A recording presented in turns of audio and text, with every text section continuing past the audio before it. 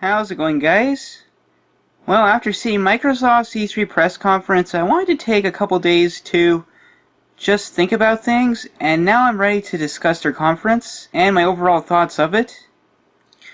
Okay, Microsoft's conference started by introducing the Xbox One Scorpio, which is now the Xbox One X, or the Xbox One Sex. Yeah, I know, everybody's making that joke. I guess it's an okay name. I mean, maybe I would have gone with something better. Like, I thought Xbox One Scorpio would have been a good name, or Xbox One Elite. That definitely could have been a solid name, but I guess Xbox One X will get the job done. The console definitely is interesting. It's going to be smaller than the Xbox One S, which was shocking. It's probably why it's using vapor cooling. It does look like a pretty cool design, and a lot of us are noticing it seems to be like it looks similar to the original PlayStation 2, and that is interesting. The console is going to cost $499.99. Now, I admit, that's not the most amazing price. I think everybody was hoping for $399.99 or $450, but given this console specs, I can see why it's the price it is, and that is a fair price. So while it may not be the most amazing price, but it's a fair price. The Xbox One X will launch on November 7, 2017, and I do think that actually is a very good launch window, and it should definitely help the console have a decent shot. Now, that being said, the first major thing I have to say about Microsoft's E3 is they really did not show off games that showed the true horsepower of the Xbox One X, with the exception of Forza 7. Forza 7, I admit, it looks good. It looks like a very impressive game. Like, graphically, it looked very good. But, that being said, even that I'm not 100% convinced is pushing the Xbox One X enough. Like, they really just didn't have enough games that showcase the power of the system, but I'll discuss that more later. Alright, I'm not going to discuss everything from Microsoft's conference because they showed off a total of 42 games, which is impressive. And they claimed 22 of them are exclusive, but there is some debatable things about that. Like, Microsoft was using some very deceiving wording like launch exclusive, which is actually timed exclusive, but they were trying to use different wording, and I just don't know why they didn't just use time exclusive. Like, it was definitely Microsoft being kind of deceiving, and it is unfortunate that they did that. Okay, I've never tried Metro, but Metro Exodus looks like a very cool game. Like, it looks very good, and it's definitely caught my attention. And now, unfortunately for Microsoft, this is a multi-plat, but them showing it off is probably going to help them, and it does look like a good game. Okay, I admit, I've never played an Assassin's Creed game, but Assassin's Creed Origins does look good. Apparently this series is like made almost every single year, like they have a new entry, and it's definitely caused problems for the series. And for this one they took an extra year off, and it looks like it's definitely worked out for the game's favor, because while Assassin's Creed Origins is not amazing, but it still looks really good. And granted, it's not finished yet, but it's looking promising.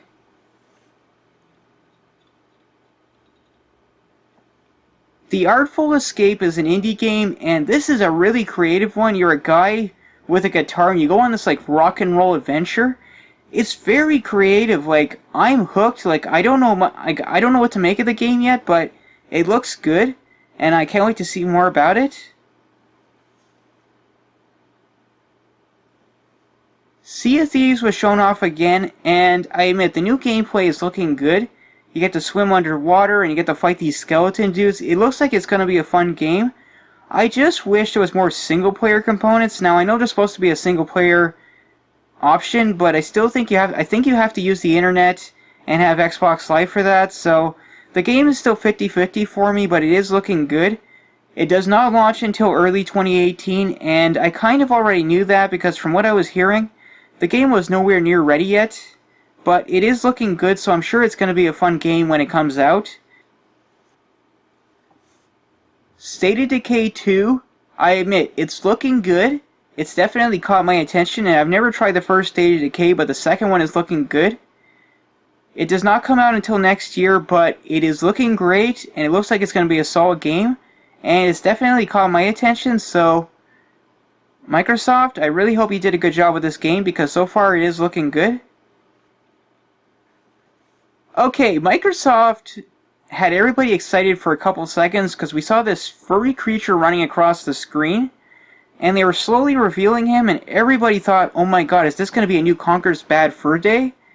And it turned out to be actually something not quite that. The game was revealed to be a game called Super Lucky's Tale, which apparently used to be a VR game and has been converted into a normal 2D/3D platformer, and I admit, it looks good. It's definitely caught my attention. It looks fun, and it's definitely something that's caught my interest, and it is an exclusive. So, good for you, Microsoft. Another exclusive that you definitely need, and it's something that's caught my interest. Cuphead finally has a release date. It will launch on September 29th, 2017. I admit, it's looking good, but I said this from the beginning. So far, there's still no confirmation if Cuphead is getting a physical release. If it does, even though I don't have an Xbox One, I will grab it, but short of that, I'm not interested, but it does look like a good game, so I hope it gets a physical release. Crackdown 3 will launch on November 7th, 2017. Okay, I admit, the trailer was interesting at first, but when we actually saw gameplay, it didn't really impress me. I mean, it looks fun, but I didn't see anything amazing. Like, I didn't see these destructive environments. I mean, it looks fun, but that's about it. Like, maybe Microsoft just picked bad footage, I don't know. But so far, I'm not seeing this amazing game with these big destructive environments, so I don't know what that's about. I don't know if there's still some major issues with the game or what, but I mean, I know Microsoft has been working on this game for a long time, and I hope it turns out good, but so far, I'm just not really interested in it. But that could change. Okay, I admit, Ori and the Blind Forest, I haven't played it, but it looks like a good game, and the sequel was announced at E3 with a guy actually playing the piano, and the guy was actually pretty good. The sequel is called Ori and the Will of the Wisps. The trailer does look good, and I do have high hopes for this sequel, but so far there's no release date, but it does look like it's going to be good. So, definitely another solid exclusive for Microsoft, and it's definitely caught my interest. Alright, there was one more really interesting game shown off called Anthem. This looks like it's going to be an open world action adventure game. Though, we're not 100% sure how much of an open world game it's going to be, but it does look good. Now again, it's not an exclusive, which is unfortunate for Microsoft because this could be something they really could use as an exclusive. But it's definitely looking like a solid game, and it's definitely caught my interest. Alright, one more big thing that Microsoft announced, and this was something a lot of people have been wanting. OG original Xbox backwards compatibility. I admit, this even got me excited, but they really didn't talk much about it. Like, we don't know if this is going to be like for every single game. Like, is it going to be one emulator program, or is it going to be on a game-by-game basis? Because I admit, if it's like one emulator program that could do a perfect job with every game at once, that could be a major step towards me getting an Xbox One S or an original Xbox, but not the X. Because I admit, if I can play my original Xbox games and a large chunk of my 360 games on the Xbox One S, then I admit that's major incentive for me to get the system. So, good for you, Microsoft, for coming out with this. I mean, I hope it's good. And I hope you reveal that it actually is a single emulator program that will do every single game, because that definitely would be a step up from the Xbox 360 emulation where you're doing it on a game-by-game basis. But it is awesome that they announced this.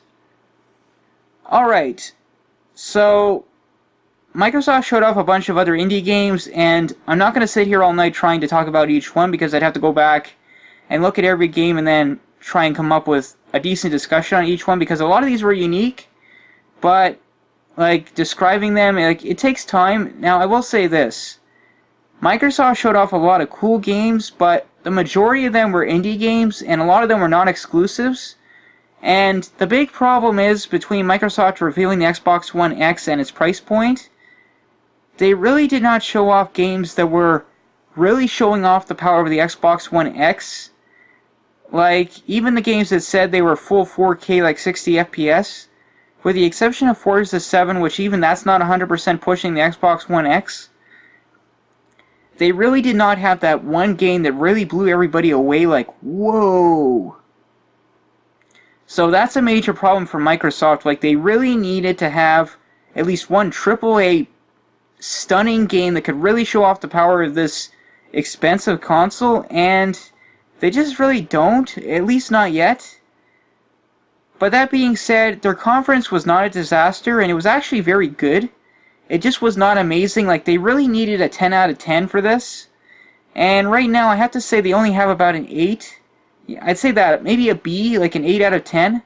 That's really all I can give them. I mean, it's a good conference, and it's definitely a step in the right direction, but they just didn't have enough. But they're definitely going in the right direction, so Microsoft, good job. You got a few more exclusives, and a few more solid games that got me more interested, but I'm not going to say there's enough yet for me to get an Xbox One at this point. I mean, if they would have announced they were reviving Scalebound, that might have been enough.